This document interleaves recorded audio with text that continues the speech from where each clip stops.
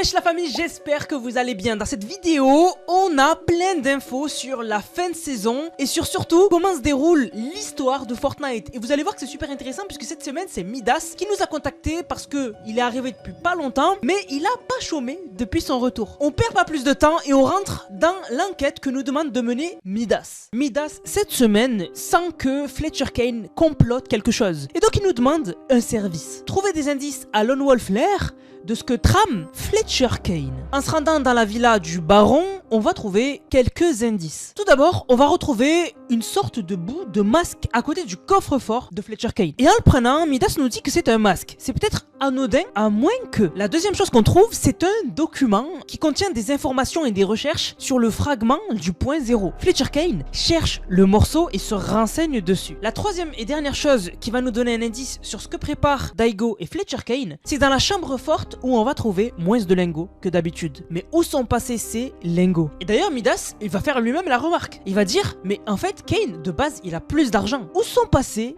les lingots? Il est temps maintenant de passer à l'attaque. Et donc Midas va nous demander d'acheter un objet légendaire ou supérieur pour s'occuper du petit chien-chien. Midas va régler ses comptes. L'offensive va commencer par s'occuper des gardes lourds de Fletcher Kane. Des mecs surarmés, mais qui ont en leur possession des documents. Ces documents vont nous permettre d'en apprendre plus sur ce que prépare Fletcher Kane. Un des gardes éliminés, il va faire tomber un document. Ce document, une fois pris, va nous révéler le futur. On comprend que depuis tout ce temps, Fletcher Kane envoie de l'or à Daigo à son atelier secret à Masked Meadow. C'est notre prochain lieu d'enquête. Le problème, c'est que arrivé à Masked Meadow, on se rend compte que quelque chose s'y trame de maléfique. Autour du magasin de Daigo de masques, on a une énergie sombre qui se dégage. En l'analysant, Midas dit que cette brume lui donne des frissons et que l'île n'apprécie pas ce qui se passe ici. En suivant la brume et en allant dans les sous-sols, on se rend compte de quelque chose de très grave. Daigo a terminé son projet maléfique. Daigo a utilisé la machine des sous-sols pour créer quelque chose de très dangereux. Et d'ailleurs, le paiement est là puisque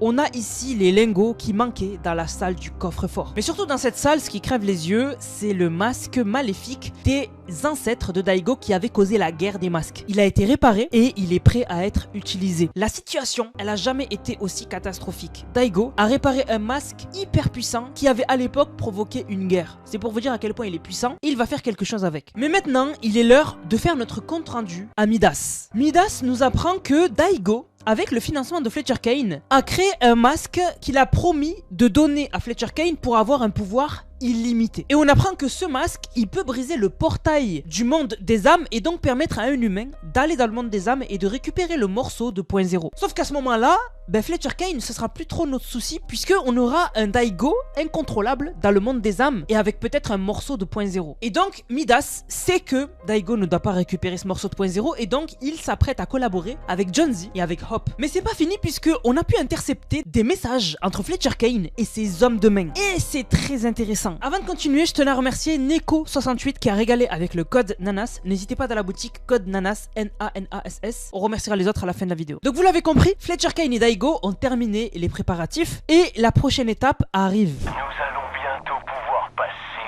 à la phase du portail. Tout est déjà terminé et ils ne le savent même pas. La phase du portail va être une phase où il faudra un portail du monde des âmes et Daigo avec le masque pour aller à l'intérieur. Et bien sûr, maintenant qu'on le sait, il va falloir les en empêcher. Le problème, c'est qu'on connaît pas l'étendue des pouvoirs de ce masque. Décrivez-le-moi. Encore une fois. Eh bien,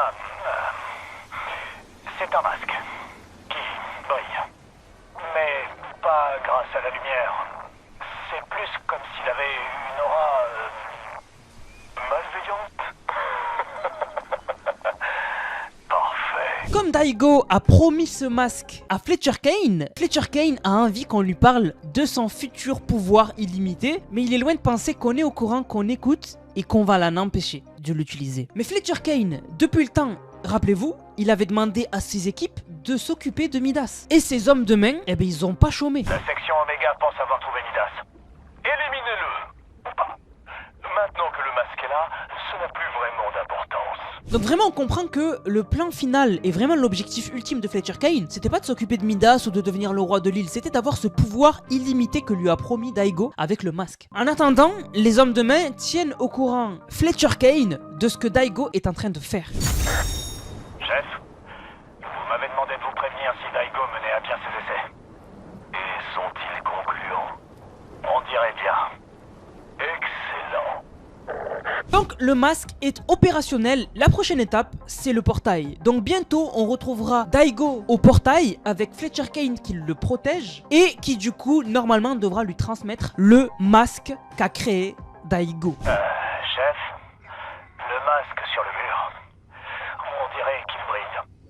Nom d'une pleine lune, il a réussi. Donc comme vous le voyez, l'histoire arrive à sa conclusion. Vraiment, on s'approche de la fin et l'événement ne devrait plus tarder. On n'a pas de date encore, mais ça devrait plus tarder. Sinon, au niveau de la map, on a eu du changement. Alors, ça a été super simple. En gros, il nous restait juste un tunnel qu'on attendait qu'il soit construit. Et finalement, c'est bon, il est construit. C'est le tunnel numéro 9 à côté du barrage. Et finalement, à l'intérieur, c'est juste des Vitocoins. Voilà, c'est une usine à Vitocoins. Et en fait, Fletcher Kane en a ajouté une nouvelle parce que il souffre de baisse d'argent. En fait, les attaques qu'on lui a fait dans ses banques, etc., eh ben, ça lui a vraiment fait perdre de l'argent. Et d'ailleurs, quand vous vous êtes connecté à Fortnite, vous avez sûrement reçu cet écran de chargement où du coup, on y voit Fletcher Kane qui pète un câble et on voit des courbes qui vont vers le bas. Et on voit que le Vitocoin, il y a même un article qui dit que le Vitocoin ne va pas du tout. Donc ça veut dire qu'il perd de la valeur. Et donc, en gros, Fletcher Kane, on l'a rendu pauvre. Mais c'est pas trop grave puisque, comme vous l'avez vu, il a eu le masque. Donc certes il est devenu pauvre, mais du coup ça va pas trop changer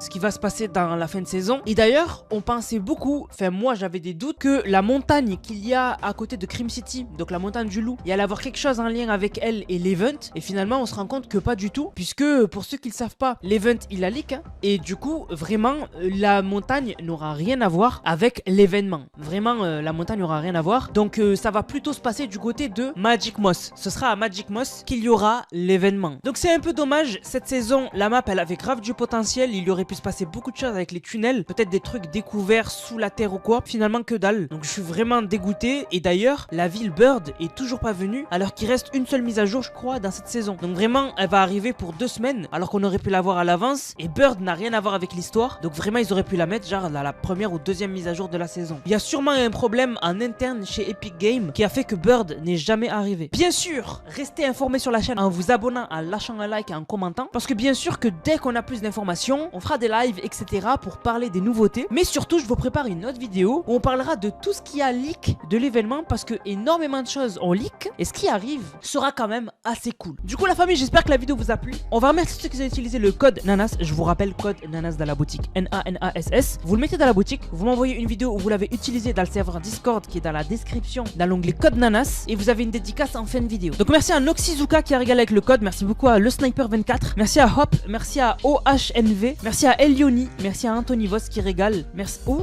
Oh Anthony Voss c'est trop. Merci à Djibril qui régale, merci à Neko68 qui me régale aussi, merci à Itachi33, merci à Nico Killer, merci à Eternal, merci à Nicoala, merci à Tom le neveu, merci beaucoup à Neko, regardez tout ce qu'il envoie Neko, incroyable Neko, et c'est un truc de fou, il y a des gens qui régalent avec le code NANAS, et merci beaucoup à RZ, et merci beaucoup à RZA. Du coup la famille, j'espère que la vidéo vous a plu, si c'est le cas n'hésitez surtout pas à liker, commenter, partager. On se capte les gars pour une prochaine vidéo, c'était NANAS, prenez soin de vous, bang bang bang.